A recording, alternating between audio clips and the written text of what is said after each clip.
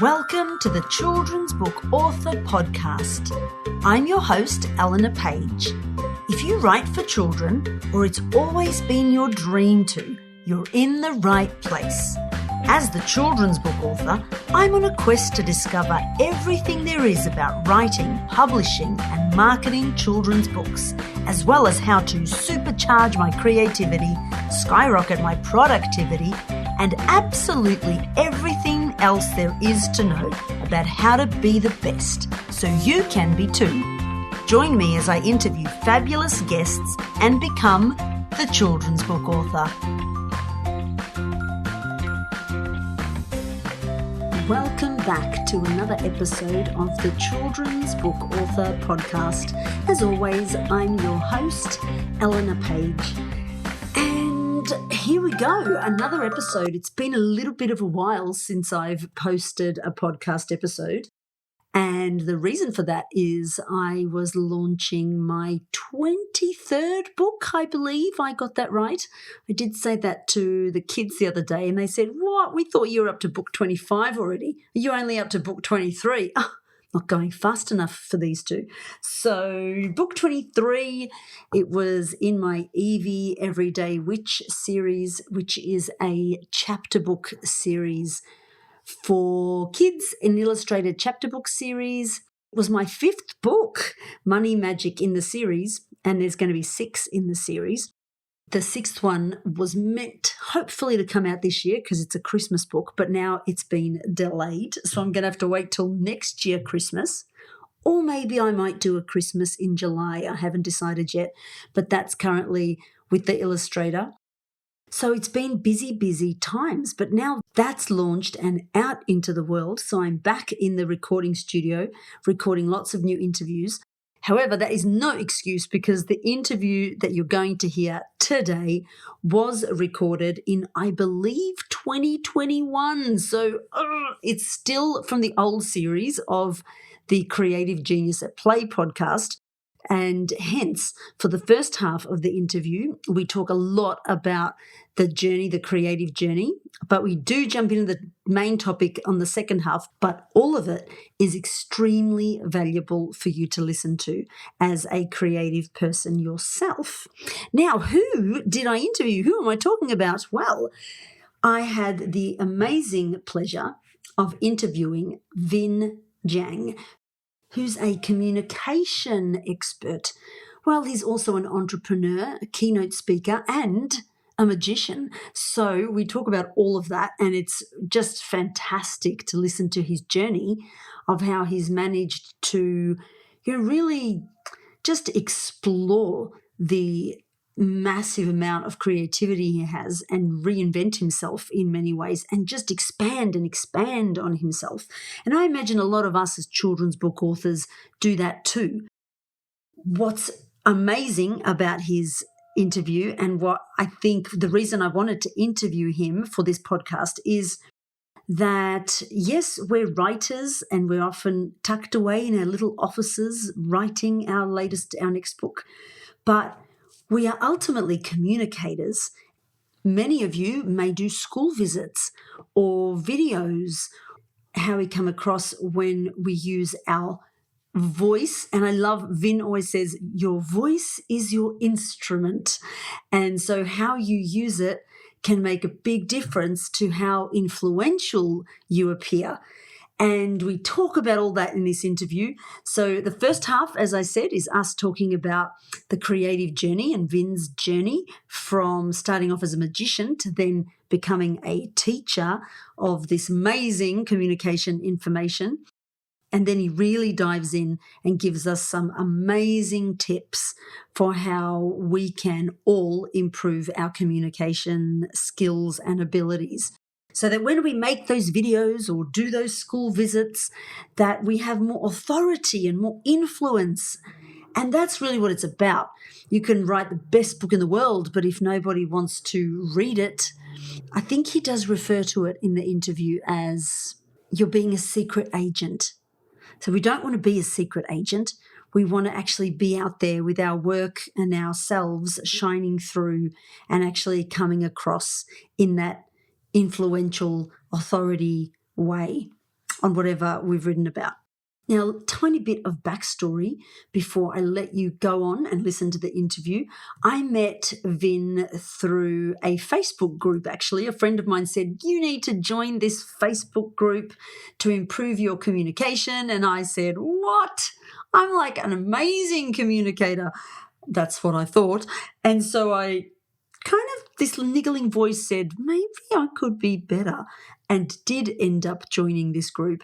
It was a couple of years ago now. It might have been 2018, I think, if I remember correctly. And I joined this group, and I made a decision when I joined this group that I was not going to be half-hearted, as I often am in Facebook groups. I made a decision that I was going to really participate and improve my communication, because otherwise, what was the point of joining? And in fact, Vin had a rule. He required us to do a particular video every 2 weeks, and it always had a topic of something we were improving. Every 2 weeks, you had to do a video, and if you didn't do a video, you got kicked out of the group. And so I said, do you know what? I hate video like most other people do, but I'm just going to do a video. And I started doing videos on the different topics. And not just this, I then made a commitment that I would watch everybody else's video and give them feedback. So it was kind of like, like an hour a day commitment to watch everybody else's videos and do this. But I did for, I think, a bit over a year. And I learned so much. I really did transform the way that I communicated. I'm still trying to get better. And I really find with communication that if you stop using it, you lose it. So I often do fall back on my very bad habits, which do show through in many of my interviews where I'm like, and I tend to get carried away and do too much volume and too much excitement all the time. We talk a bit about that in the interview today, about some of the bad habits that I have in my communication. So I urge you to listen to this, no matter how good a communicator you think you are.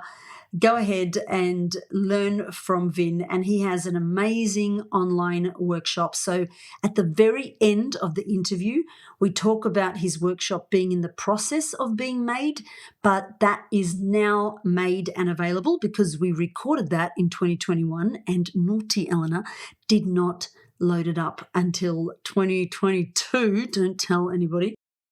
So that workshop is amazing, and it is available, and it covers vocal mastery, how to be an amazing storyteller so you have more influence and connection and persuasion, body language, public speaking, self-awareness, and even how to build a library of stories about yourself that you can pull from anytime. So the links are in the show notes. I've done the workshop.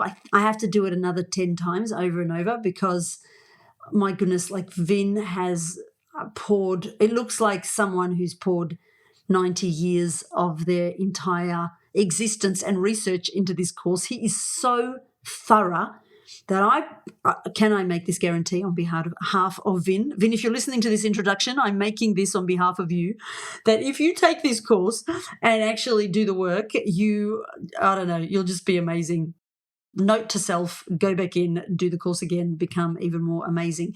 So enough about all of that. Enjoy the interview. I hope that it helps you grow as an author and storyteller and speaker, and gives you confidence to get out there, get on camera, turn up to those school visits or wherever else, public speaking even. You've got knowledge now. You're an author.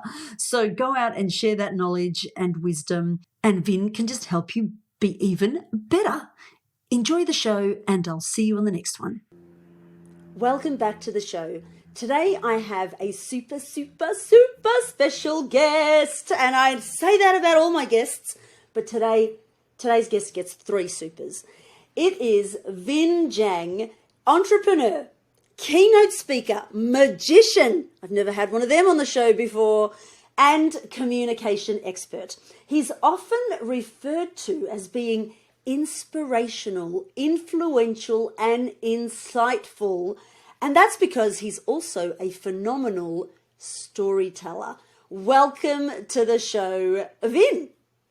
Can't believe I got 3 supers. That's pretty intense. You better not give anyone 4, because I'll be massively offended if you did that. Thank you for having me. This is awesome. Thank you so much for being here. And you have such a breadth of knowledge and experience in all things creative, entrepreneurial, and I think of you so much as a self-starter. Like, you literally build the road before you travel on it, a road that maybe no one else has ever built. And you may not see it that way, but I see you that way a lot. So let's go back right to the beginning and tell me a little bit about how that came to pass. Like, were you in a very traditional kind of lifestyle job and then like you became a magician? Tell me a bit about that. I think for me it began when I was very young. I think being raised in the Asian culture, I think I speak for the majority of people in my culture as well, we get kind of shoved into that traditional role. We get told that, oh, being a pharmacist is a good idea, being a doctor is a good idea, an accountant or a lawyer. So very early on I was kind of put into that pathway of becoming an accountant and a lawyer. And there was an experience that I actually remembered. I remember this, the first time I ever saw a magician in Adelaide. I was in Rundle Mall and I watched this magician perform. And when I saw this magician perform, it was the first time I kind of saw magic in person. He was defying all the rules of reality. You know, by that point, I was 13 years old. The rules of reality that have been set for me is you can't make things float, you can't make things disappear, you can't make things reappear. Like, these were the rules of reality. And then I saw this magician kind of defy it all. And I was astonished, but more than that, I was, it really, something happened in my head where I realized through that moment that reality is negotiable. It just made me realize that, wow, wait, this gentleman, he was negotiating reality. He was able to make things happen that he wanted to make happen. And it kind of taught me very early on that maybe my reality is negotiable. Maybe I can negotiate with my parents that I no longer want to do accounting and law. Maybe I can negotiate my way into doing something that I really loved. And I mean, obviously my parents didn't take that very well when I told them I wanted to quit university final year. My dad famously said, you know, what the hell? You want to read Harry Potter? No. And yeah, you know, he was pissed. But after having a lot of conversations with them and in a sense negotiating with my parents, they came around, you know, and mum and dad actually supported me in leaving accounting and actually pursuing magic. And to me, that was, you know, that was unheard of in my culture. I had partners leave me because their families were just, you know, they were completely disgusted by me leaving that traditional path. So thank you for saying that, but I really do believe that I am paving my own path where not a lot of people in my culture walk this path. And the coolest thing, Elena, this was probably 3 years ago when I came back to Australia for the first time while I was living in the US. I came back, was my community asked me to do a speech about how to pave these new paths. Whereas like there was a point when my community demonized me, and then it's funny because once you paved the path and you show them you can be successful in it, now they ask you to come back and go, hey, can you talk about how to help others pave the way? Because a lot of people, a lot of young Asian kids suffer from depression because they can't do what they want. They do what mum and dad tell them to do. So, yeah. And I mean, this is probably, I don't want this to sound racist. If it is, I'll own up to it. So if you're right in. But to me, it feels like, I feel, because I've got a lot of Asian friends, and I've got a lot of friends from all different nationalities, but I actually feel Asians are like some of the most creative people I know. Am I allowed to say that? It's like, you guys are super creative. You guys are super, super, super creative. I mean, the best artists, I think, in the world are all Asian. You know, game developers, magicians, I'm probably sure. Are there any other Asian magicians? There's a lot. Is there? There's a lot, yeah. And look, I mean, I think in a way, it's funny because I've had mates who say that, oh, I'm not creative. And I really challenge them on that. I just go, well, it's just because you haven't created space and time for creativity. You haven't put yourself into an environment to allow yourself to give you an opportunity to be creative, you know? And yeah, I mean, yeah, it's It's interesting. I didn't know that there were a lot of famous Asian artists. I didn't know that. Yeah, they're like the Didn't even know best. that. Like we idolize them. We kind of like one day we'll be as good as them, but you kind of know you won't. Because for me, this is how I feel. I feel like, you know how like Asians have that reputation that if they learn the piano, they're going to become the best pianist because they practice a lot. It's the same. Yeah. It's like if they're going to become an engineer, they'll become the best because they're almost single-minded. They practice, they're dedicated. And this is silly because I know it's not just Asians who are like this, but I feel like it's almost a trait of... I think it's a double-edged sword. Is it? I think it's one of those things where you can become single-minded, but then you can also become very narrow-minded as a result of that single-mindedness, right? So I think it's important to remember to pull out and do multiple things. I mean, just before we started the call, you were saying how one of your kids is entrepreneurial as well as creative. I think sometimes if we're too single-minded and we're only creative, it can hurt us in life because then we need entrepreneurship with that creative to be able to create a business, for example.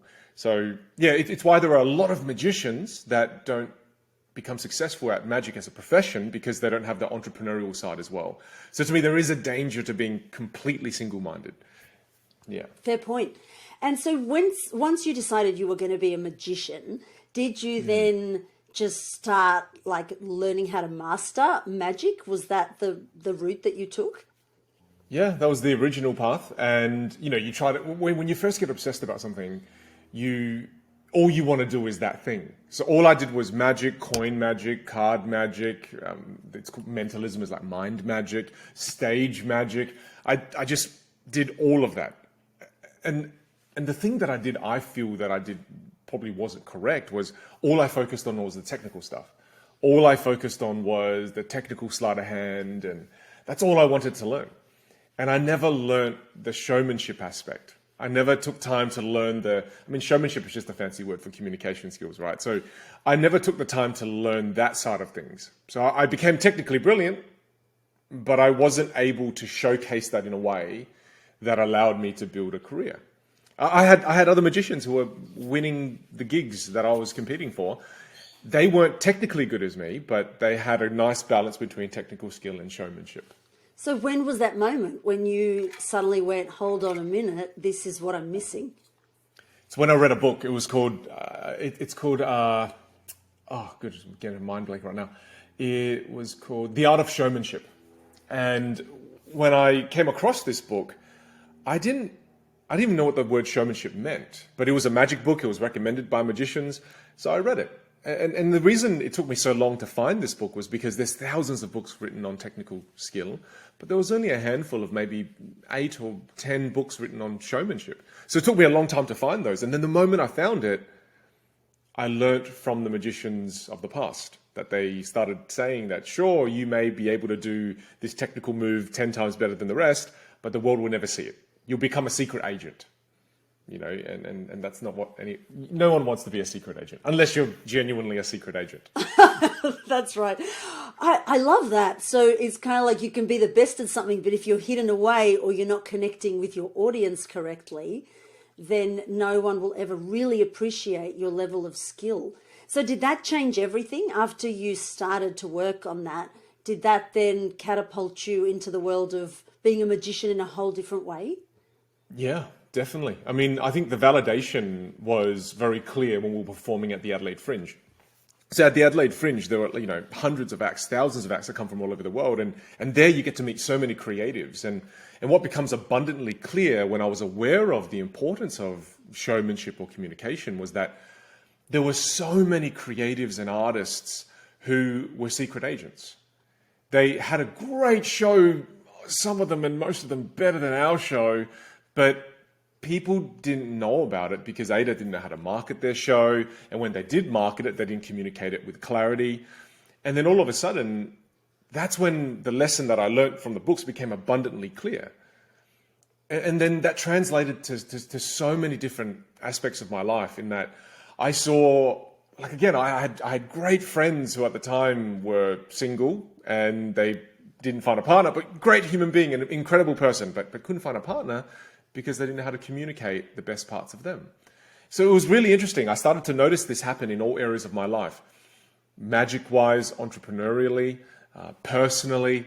And that's why I often say to a lot of my students that, communication skills, it's the tide that lifts all boats. Think about all the different areas that you communicate in, personally, professionally, romantically, in every sense. So to me, it was the tide that lifted all the boats. I want to come and talk very deeply about communication, of course. So I will come back to that. But before we get to it, I want to speak a bit about, like, why didn't you end up staying like full-time magician, taking over the world with magic, and you suddenly pivoted, correct me if I'm wrong, to becoming a keynote speaker? Where did that come from? I kind of got bored. I think I get bored easily. And I always, one of the best conversations I've ever had was with a gentleman named Adam Chaya. And he's an amazing human being that he created Siri on the iPhone. And I was lucky enough to sit on the train with him to work, wait for him at work all day, and then sit on the train home. And he said to me something really interesting that I kind of applied to my own life. He said, Vin, what makes a book great? What makes a book exciting is a book that has many different chapters. And sometimes the more different the chapters, the more exciting the books become. And he goes, life is the same, Vin, and you have to allow yourself to write a completely different chapter sometimes. When you start to feel the emotions brewing and it's time for that new chapter, don't be afraid to close that one and start anew. And to me, that's kind of what happened to me with magic. At the time, I'd been doing magic for about 10 years, and doing the shows had become a little bit boring. The applause had gotten a bit old, and I wanted something new. I was seeking more fulfillment. So to me, that was writing a new chapter. And I fell into speaking accidentally because I won an entrepreneurial award back in 2014. And as a result of that, I had to give a speech. And when I gave the speech, I was like, wow, this is really fulfilling. Not only can we entertain, we can inspire and educate. So I thought, why just entertain when we can inspire and educate as well? So that's kind of when I went, I want to try this new thing. I want to write this new chapter. So then I kind of wrote it, Paul, to start with. well, that's what I was going to say. What in you makes you go, I'm going to do that new thing now, even though I'm now going to go back to being almost a novice? Like, rather than staying with, I've mastered magic, I'm now the ruler of the world in magic, you go, you know what? I'm bored of that. I'm now going to go this thing that I'm actually probably not very good at to begin with. Like, there's some level of natural ability, because I know you too, you work incredibly hard to then master that new thing. What in you has that confidence, that lack of fear? Whereas, in a lot of people I speak to, they're frightened of that new thing because it's like they climb to the top of the mountain and now they've got to go all the way down to the bottom and start to climb a whole new mountain. What makes me do that is the excitement of climbing a new mountain. I think once you get to the top of a mountain, and I'm not saying that, I became the best magician in the world, but I was decent.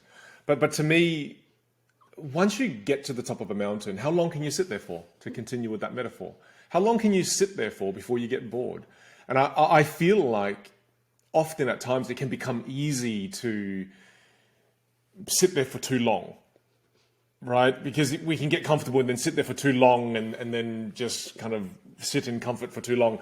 I'm just aware of that, and I don't want to sit there for too long because I get bored, and boredom creates more pain for me than climbing a new mountain.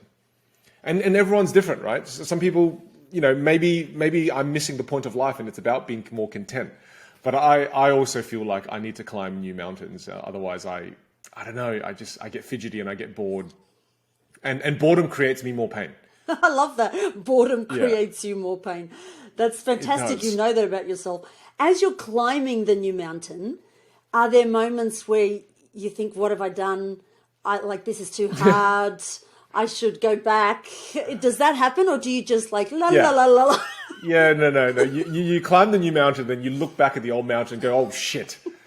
It was actually quite nice being bored. And that happens. I think that happens always. But then as you continue to climb, there are moments of excitement that pull you along the way. And there are moments where you fall all the way back down. I mean, I remember the first keynote presentation I did in Sydney for a building association. The moment I walked off, and I think you know this, but the moment I walked off, the CEO said to me, "Vin, have you done this before?" And that was like the first step on the mountain, and I had to step back down again and went, "Oh man, what?" And that was because I didn't understand how to climb yet. I didn't know how to understand. I didn't know how to climb this new route. So it's hard. It was funny. I was reflecting with a friend the other day. When I first started entrepreneurship, a lot of people who asked me, "Oh, what's entrepreneurship like?" I'm like, "It's amazing. You'll love it." Now, when I have people ask me, I kind of hesitate a little bit before I tell them it's great. I'm like, "Oh, it's hard. You've got to be really sure this is for you." And it's just because now, as I've been on more adventures, I kind of realize that, wow, it's not as easy as one may think. One may think it's actually pretty tough. So while I love it, I'm aware of the reality of it. So do you need to have like a really open-minded learner type brain to really progress as an entrepreneur, which, entrepreneurism, if that's the right word, is very creative in and of itself. You're taking a whole lot of pieces. Problem solving. Yeah, and trying to work out what works. And then sometimes that thing doesn't work. Do you then have to go back? I don't know, like I want to get into that psyche of how somebody sticks with that and does that. I think you have to be able to, the first thing is you have to continually educate yourself. That's the thing. You need new input all the time. Otherwise, if you're not bringing in new data, then you're just acting on old knowledge. And a lot of the times, the new problems that you have to solve require new knowledge. Otherwise, if you keep using old knowledge to solve new problems, often you don't get progress. Take for example, I've been on the journey to create an online course for about 3 years now. I've created, you saw iteration 1. I never released iteration 1, wasn't happy with it. I created iteration 2. I'm still not happy with iteration number 2. I'm currently creating iteration number 4. So to me, it's like if I had the same knowledge, I may have released iteration 1. But to me, I always get validation, get feedback, and then I go iteration 2. I generally only release iteration 5, but iteration 5 to me requires new knowledge along the way. And if I didn't have any new knowledge, iteration 5 would be the same as iteration 1. So I just really believe in continually acquire new knowledge, but then apply that new knowledge. And the second thing I would say is really important in that entrepreneurial space is learn to recognize small progress. I think often people don't see slow progress. And if you can't see small progress, you won't survive in entrepreneurship. You have to be able to see the little wins and celebrate them along the way. Because if you can't see it and you're blind to it, then you're not going to be motivated to get through this journey. You won't have the fuel. Yeah. Do you look back and say, how much have I developed in a year or 2 years or 3 years? Yeah, well, just the simple example, when I look back at all the iterations that I've created, I'm like, wow, we've changed it so much. We've made so many improvements. So yeah, absolutely. That's why I love a diary as well. When I look back through my diary, it really helps me see what I've been able to do. Yeah, so that helps. One of the key things that I think of when I think of I want to say a creative genius at play, because I made that term up. And for really me, like it. It's awesome. It's someone who's willing to take the risk to put something out into the world when it may not actually be ready. A bit like what you're saying, because a lot of people are like, I'm going to work on this till I perfect it, like the secret agent for the next 20, 30 years, and they don't put it out. So as an entrepreneur, that braveness to put something out and actually be okay that it isn't all right the first time and to get feedback. How do you handle that? Do you go, it's okay, it's all part of the development, or does it knock you down sometimes? Well, I think we also have to be careful. like release it in stages, I would say. First of all, pragmatically, it's like the first version I created, I got maybe 15 people to go through it. The second version I did, I got maybe 50 people to go through it. Third, I've maybe had 100. And then, so I kind of increase the amount of people I have through something to be able to iron things out. Like, I'm not of the mind, well, this is the thing, because I already have a brand with a lot of my corporate clients, it becomes harder and harder to release something version 1.0. Because when existing clients see a 1.0, it impacts on the way it has an impact on the way they perceive you. So then to me, I was like, wow, this is interesting. I would have normally released 1.0, but then I wasn't able to because all of a sudden now you have a reputation that is here. So I think when you're first starting out, release 1.0. Don't hold back. Just release 1.0 and slowly build something better. But when you've got a certain reputation and a career established already, I find it becomes harder to release 1.0. So I would release it in stages. And the way that I deal with the feedback is, to me, these are people who are helping you make the course better. These are the people who are helping you make your service or product better. I mean, why not incorporate that? So to me, I know I need feedback to make things better. I can't make things great in a vacuum. I just can't. But it also sounds like there's a level of healthy separation between the thing that you make and yourself. So it's sort of not personal. It's kind of got like, it's the thing they're talking about. It isn't me as a creative or entrepreneur. Yeah, that separation at times is hard because you pour so much of yourself into your projects, right? So it is hard. Sometimes when I mean, even now when I read certain feedback from my last iteration, it still kind of makes me go, why don't they like this? I really like that particular video and that specific, this and that. And then you come to a point where you have to make the decision of, I'm not here to please all of you. I'm here to create my truth as well, right? So to me, it's a healthy balance between the two worlds. And I had to kind of decide what I'm not going to change and what I will change for the audience, So it's a delicate dance, because if you changed everything for everyone, then your course becomes bland or your art becomes bland. You've got to keep certain flavors that are your own. But it's really hard to decide what that is. I think I still struggle at times. Yeah, I don't think there's probably a perfect way to decide. It just is experience. No. And sometimes you get it right, sometimes you don't get it right. That's right. Well, when I write my stories, I can be a little bit bullheaded. I'm like, no, that's how it has to be. That's how it has to stay. And then, like my daughter will be like, no, but, readers don't like that. And I'm like, yeah, but I'm the storyteller.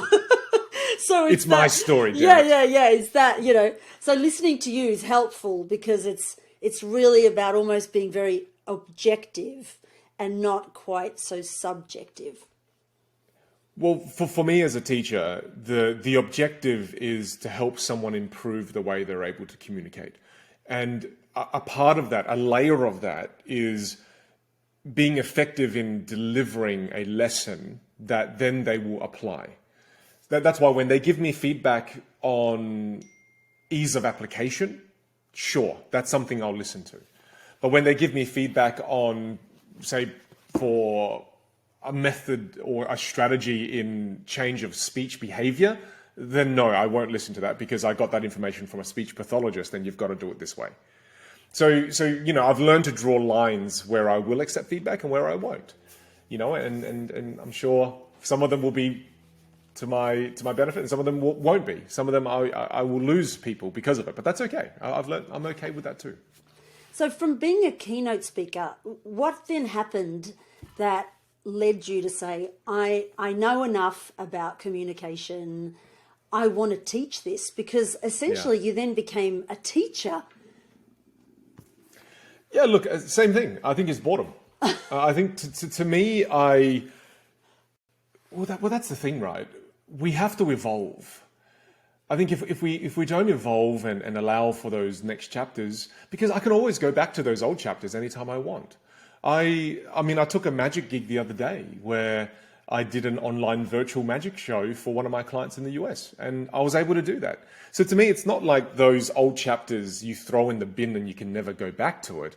To me, it's more branches to a tree. So I want a full tree. I don't just want a tree with one branch, and that may come at, again, something that damages me, because I'm then not able to reach certain peaks, right? Because they say, how do you become the tallest tree? Well, you have to sacrifice all the other branches.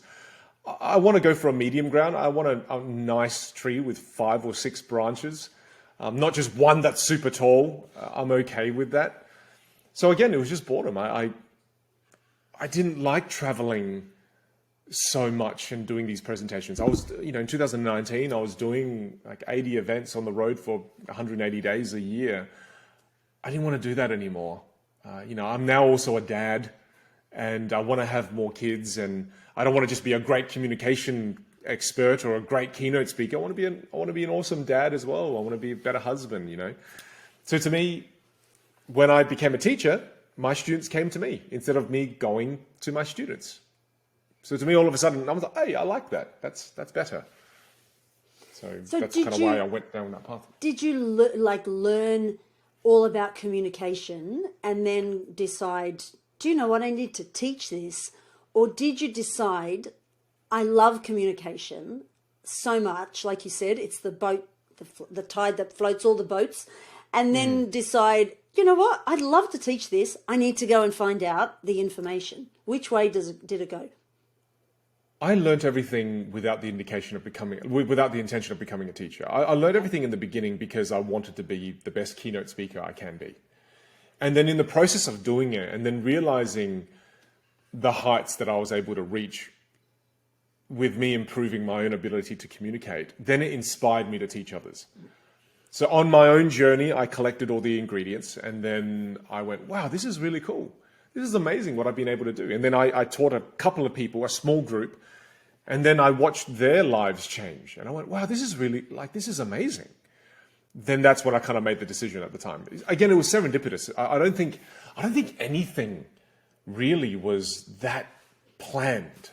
Things kind of fall in front of you, and you go, oh, I should connect these dots. Yeah. And then I think, but then when time passes, the illusion is I did it intentionally. But I think when you really reflect, things kind of happen serendipitously. It kind of happens by chance almost. I think that's probably the best way, and what makes you so good at it. Because as you said, you collected the ingredients. Like I'll often, be sitting here thinking, I should teach a course. And then I go, what would I teach? Like I can't, I've probably got a million things that I could teach, but my brain says, no, there's nothing you could teach. And then the other half of my brain says, well, what do you want to teach for if you don't if you don't know what you're going to teach, not just for the sake of teaching, hey? So again, as I'm listening to you, I get this sense that it bubbles up in you and takes you to the next place rather than you going, I want to go there. It just sort of comes for you. You follow that.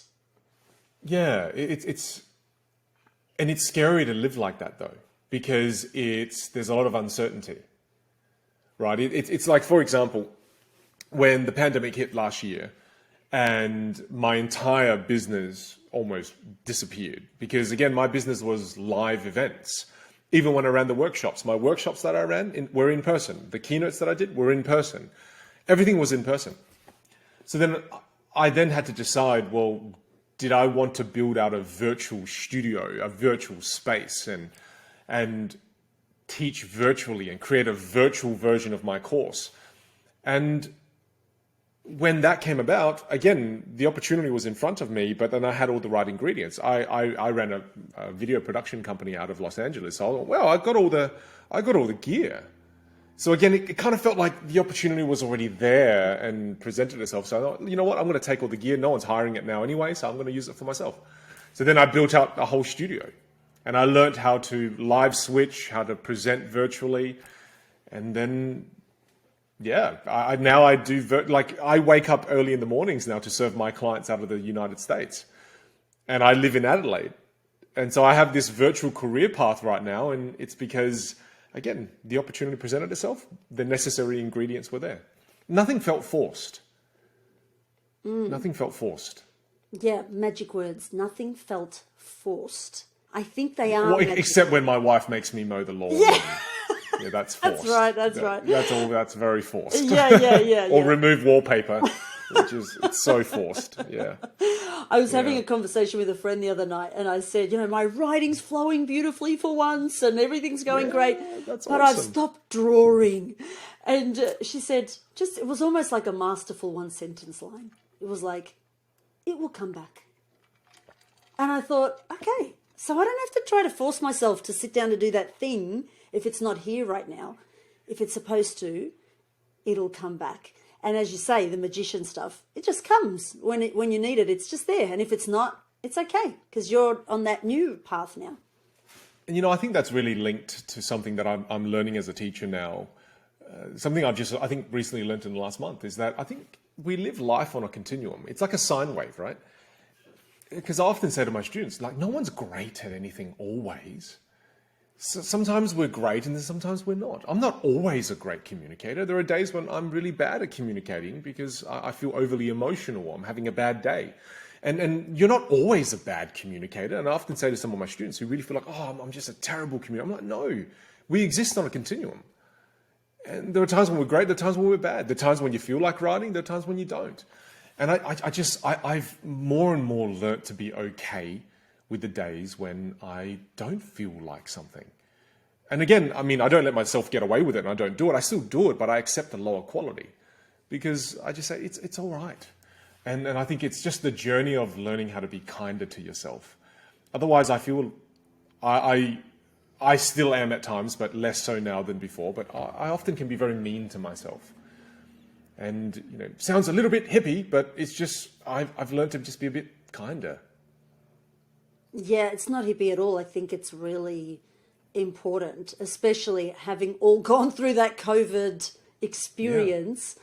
So many people were mean to themselves. Without realizing there was this big stress that we couldn't necessarily see. I know we're all safe, many of us safe in our homes, many not. But the ones of us that were safe in our homes and still stressed and then wondered why we were stressed, we can be so mean to ourselves. Yeah. The meanest, I think, comes from yourself back to yourself. Yep. No other human would probably ever treat you that way. And you would never be that mean to any other human being. Unless it's YouTube comments. Unless it's YouTube. That's a different thing. YouTube comments is a meaner version of ourselves. I think that's the one place where people are pretty gross. Yeah. True. So let's talk about communication. And I notice a lot, like all the time, when I talk to other creatives, or they'll be doing presentations online. Here's my new book. Mm-hmm. They're like, here's my new book. I'm going to read it to you now. It's a children's book. Oh, no. And I think every single time, you need to do Vin's course. I literally think it all the time. But talk to me. I have so much empathy for that. And the reason I have empathy for that is that was me as a magician when I first started. Because I thought that I just didn't realize my voice was an instrument that brings my work to life, right? I didn't realize that, I thought that, great music notes are enough. You don't need to play the song well, just have great music. And I have so much empathy for that because often some of the most brilliant people you ever meet produce the most amazing work, but then just unfortunately don't bring that work to life. And then unfortunately, again, I hate to be so trite with that saying, but then they become secret agents and kind of disappear into the fog. So to me, it's so important that they become more aware that you do need to play the instrument to bring your work to life. You really do. And one of the first things you've got to do is build more awareness.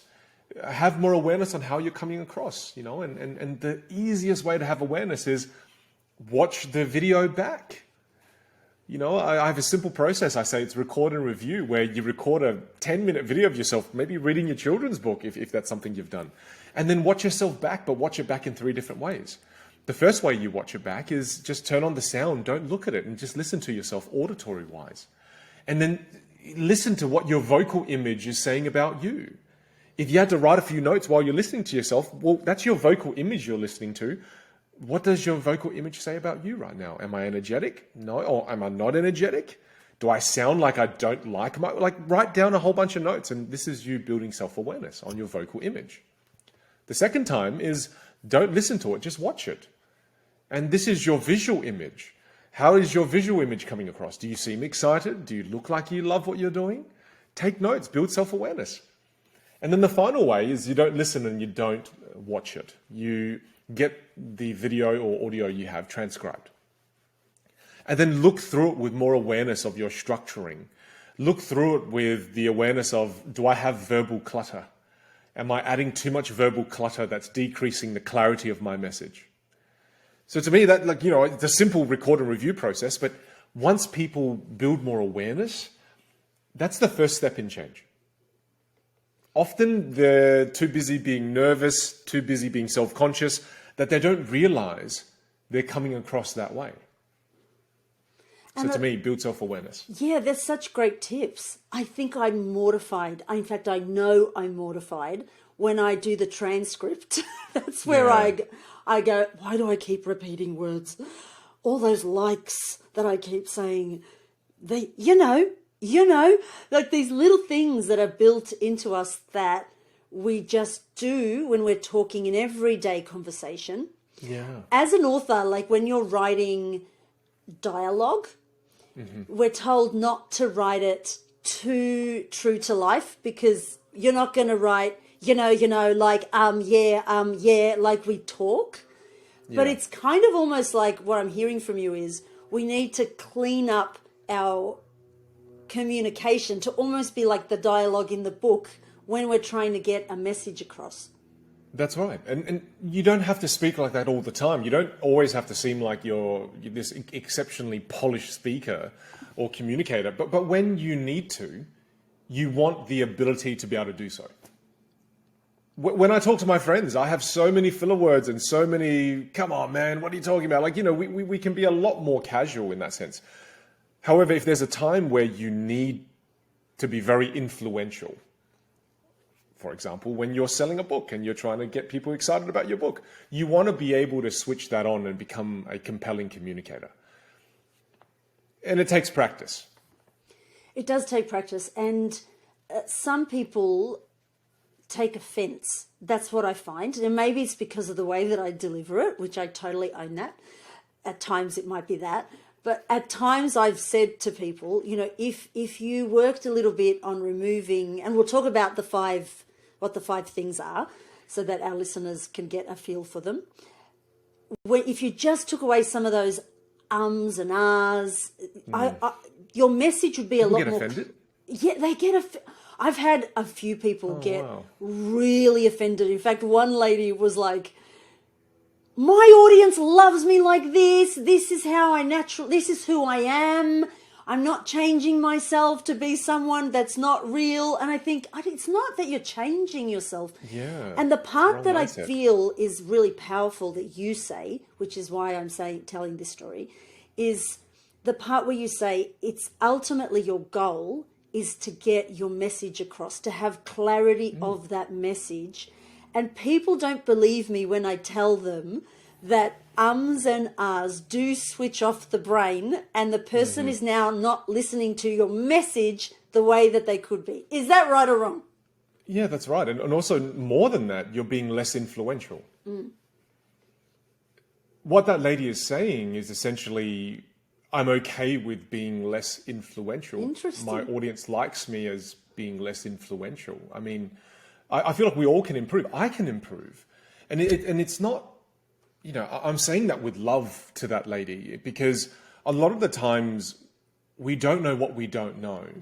And I often say this to my students now, we are often so attached to who we are in the present that we don't give the future version of ourselves a chance. Sure, it's good for you to be you, but if you stay you, then what about the future version of you? I feel like way too many of us are too attached to who we currently are. And again, we're not giving that future version of ourselves a chance.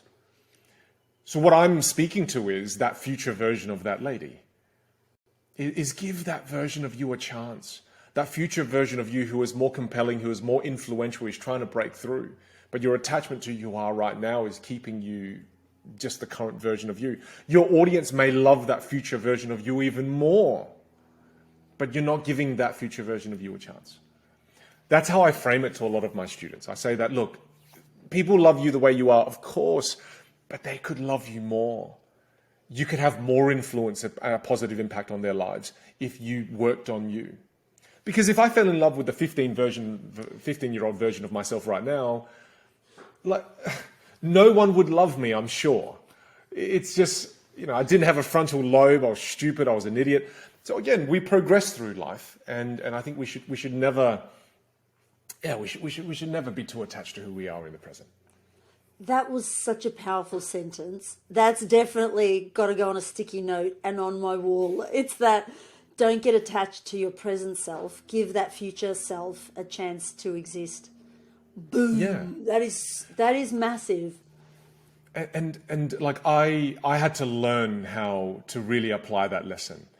For example, I remember when I ran this Facebook group community many years ago, and I decided to end that because I was so attached to that I didn't give the future version of me a chance to create new things. And it was very difficult for me. That's when I first learned that lesson, that I became so attached to something because everyone else was attached to it. And this, I'm bringing this up because for that lady, for example, the reason people are attached to our voices is because your voice is your personality. So when you change your voice, even in the slightest, for example, getting rid of the ums and the ahs, it's so scary because people then start to say, oh, you're changing. Why are you changing?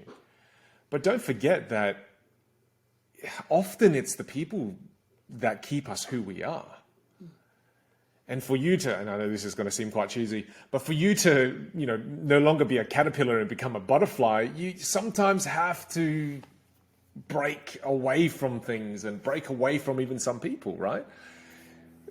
Don't be afraid of that because, you could become an amazing butterfly. Otherwise, you kind of stay this caterpillar.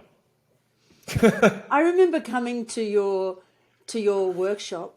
And because I did come to your communications workshop. I know, in person, I missed them so much. It was terrific, really terrific. And I remember noting on the way in, there were some people, in particular two, that I'm thinking of, males. I walked in and because I was part of that online group, and, I felt like I knew them. And I sort of walked in, I was like, hi, yeah. And they kind of looked at me and went, sort of, like, anyways, when we left your communication workshop, these same two guys were like, they were just amazing. Like their communication was on. And I thought, wow, what a transformation before and after, walking in versus walking out. And then online, I continue to see these two people that's awesome. Transform. And I thought, God, I love them. I remember walking in and thinking, I don't like that person. I remember seeing them many months later and thinking, that's the kindest, nicest, warmest person I know. What a transformation in terms of how they come across. They're probably beautiful the whole time, but the way they communicated formed a barrier that suddenly wasn't there when they learned. And you teach a ton of stuff, but let's talk about the 5 main foundations. Tell us a little bit about those so that people can get a feel for them. Yeah, look, I just before I talk about that, I just want to say the reason I have the sign "Break the Mold" up there is that's what I encourage people to do is break the mold of who you are in the present to allow the you in the future to emerge, right? So take that. Hopefully, you take that on board and think about breaking the mold that you currently have. Well, look, the 5 core foundations are what I learnt from, singing teachers and opera singers and speech pathologists. I started to learn that with this instrument we have called our voice, There are 5 fundamental areas that you can manipulate and control to be able to help yourself become more engaging and more influential. So the first one's rate of speech. We don't think about this often, but if you don't vary your rate of speech, people start to tune out. For example, if you and I just kind of stuck to the same rate of speech this entire time, and I'll give you a sample of this now for the next 15 seconds or so, if we just kind of stuck to that the entire time, people would tune out. But that's why we've learned to vary our rate of speech. There are times when it's quicker, and then there are times when it's slower. And the simple rule of thumb there is, if what you're speaking about is very important, slow down. That's all. I must remember And if what this. you're speaking about is... I must learn to slow down. But that's okay, because a slowing down is just a verbal highlight. When I said the line before, don't be so attached to who you are in the present that you don't give the future version of you a chance. You know, if you don't slow down and vary a little bit, and if I said it really fast, you know, don't be so attached to who you are in the present that you don't give the future version of you a chance. I love that. The contrast is amazing. Yeah, but what that does is it doesn't indicate to the other person that, hey, really listen to this. This is a moment of wisdom I'm trying to dispense here. Otherwise, if I speak very quickly with everything, then everything seems like it's at the same level of importance and I don't know what to take note of. And then all of a sudden, I don't know what to focus on, right? So to me, rate of speech is very important. And while you review the video of yourself back, you can pay attention to that, first of all. Do you vary your rate of speech with meaning? Second thing is volume. Volume shows a whole range of great things. Think of it as having a scale from 1 to 10. Right now, I'm using about a 5 or a 6. But if all of a sudden, like you've given us quite a few examples, you know, if I drop down to like a, you know, like this is me speaking at a 2, I haven't changed who I am. I'm still the same person, but I'm just speaking with less volume. All of a sudden, think about my level of confidence. Do I seem confident now? I mean, hopefully I come across as a bit more confident. Does it seem like I have authority? Does it seem like I have vitality? Does it seem like I believe in the things I'm saying? All of a sudden, when there is volume, confidence, authority, clarity, vitality, seems like I believe in the things I'm saying, all of these wonderful qualities come across. But the moment I completely drop my volume, confidence, authority, level of belief, vitality, it's all gone. I always encourage people to, generally I find my students come in at a level 3 or 4, I just bump it up a little, just a little, and you increase your presence. So rate of speech, volume. The next one is pitch variety. So pitch variety just helps you sound more vibrant. You know, you're someone, Elena, who has amazing pitch variety. I love it when you speak. It's so engaging. It's so pleasant. I love it. So to me, have more pitch variety. And the simplest way you can do that is just look up on YouTube the siren technique. And just practice the siren technique and you'll be able to enhance your pitch variety. The fourth one is tonality. Tonality is the emotion that lives underneath your voice. And the emotions that live underneath your voice is controlled by your facial expressions. There are 6 core human emotions. You've got happy, sad, disgust, angry, surprise, and fearful. These are the 6 core human emotions. And you can change the tonality in your voice by changing your facial expressions. So if we sound sad, just frown, and then all of a sudden you, for some reason, sound sad. But then if you smile a little more, you have more melody, you sound happier. And then the final one is the pause. Not being afraid to pause. Because when you pause, you allow people to soak in what you're saying. You allow them to process what you're saying. And when you pause, you give yourself time to breathe so that you don't seem out of breath. So to me, the pause has so many wonderful applications. I mean, one final thing about the pause is when you pause, it allows you to intensify the previous emotion. So if I'm very serious and I'm you know, again saying that quote of don't be so attached to who you are in the present, you don't give the future version of you a chance. When I pause, I give people time to process it, but I'm also intensifying that emotion. So look, those are the 5 core foundations that if you want to improve your communication, review your video and take notes on those 5 core foundations.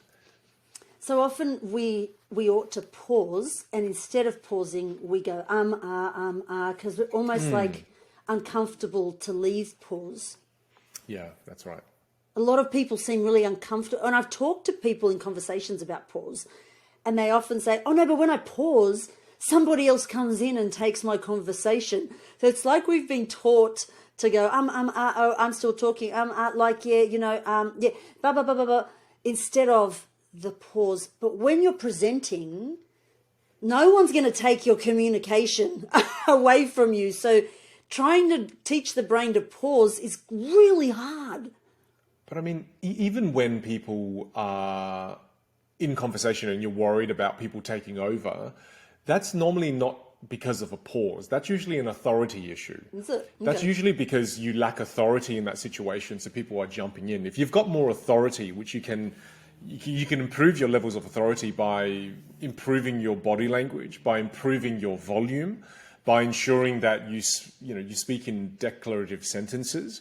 And you can do little things that enhance authority. And once you enhance authority, people are less likely to jump in when you're pausing. So to me, it's not just, when I pause, people jump in. That is a bigger issue than just I'm pausing and people jumping in. It's usually an authority thing. Wow, who knew that? I didn't know that. Yeah. It's authority. Okay. Wowzers. It really is, because when you watch someone in the room who has immense authority, when they speak, no one really interrupts them, even if they pause. They don't. And if people do want to say something, you even notice people kind of, So again, it's about learning how to establish more authority with the way you communicate. And I don't want to give too much away because your course is beyond phenomenal. That's okay. But what comes to mind as you talk about that, what came to my mind was when I used to run a workshop, and on one of the occasions when I ran this workshop, it was really bad. What happened was everybody was interrupting me and I couldn't get the information out, and I was telling stories, but then everyone else felt like they had to tell stories, and I thought, what am I doing wrong?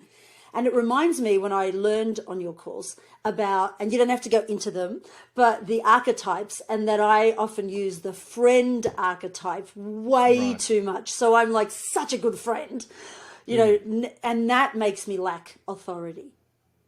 Well, archetypes is just another way of saying we use our voice differently in different areas of our lives. I mean, the classic example that tends to connect with people is, well, what happens when you see a baby or you see a dog?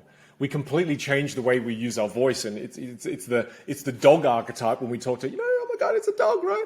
So all of a sudden, you have different vocal roles and you use your voice differently in different areas of your life. So to me, it's just about learning how to strategically use our voice in different ways, like you. When we're with friends, we speak in a very conversational and friendly manner. But then there are times when we're with students where we need to have more authority. Think about a football coach. They don't speak to their athletes like we're best buddies, like, hey, let's go out there and maybe try to win, right? You watch a football coach. They're so incredibly intense. So we can learn to adapt some of those different vocal roles to help us be more impactful. Yeah, and it takes practice because, as I said, you just fall into, that's how I've always done it. So that's right. how I'm just going to do it. And then you think, what's going wrong? Why is nobody giving me any respect here? I'm the teacher. Nope, I'm just their bestie. Hanging out with them. Yeah. And we've got to switch in and out of these roles because we want to be all of those things to the students. We want to be friend to connect, but we also want to be a bit more of a coach to push them. Because to me as a teacher, I had to learn that. Same thing, Elena. I had the same thing. When people came to my first workshop, I was your best mate, but I never pushed you. I never coached you on anything.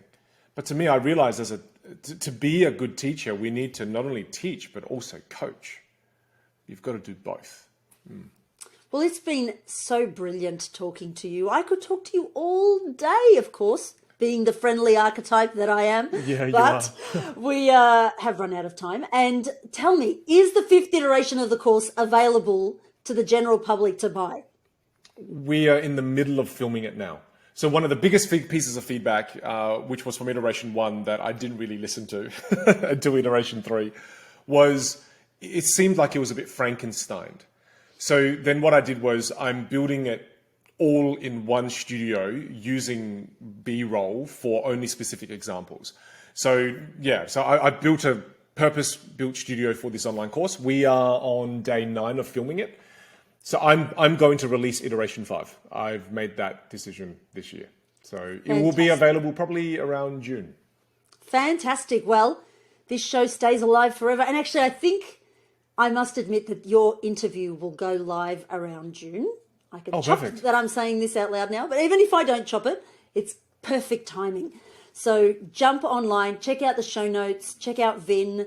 Vin, thank you so much for being on the show. And go do the course, people. It doesn't matter how good a communicator you think you already are. You can get better. Your voice is an instrument. I love this. Thanks so much, Vin. I can't thank you enough for being on the show. My pleasure. Thanks for being my friend. See you again.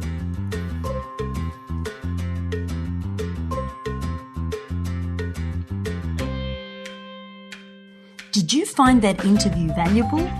Great! Now be an awesome human and go and leave a review because it helps the podcast out so much. Want to read the show notes? Check out thechildren'sbookauthorpodcast.com. Want to find out more about me, Eleanor Page? Find me at eleanorpage.com or come and say hello on social at Eleanor Page Books. Until next time, keep writing and keep learning.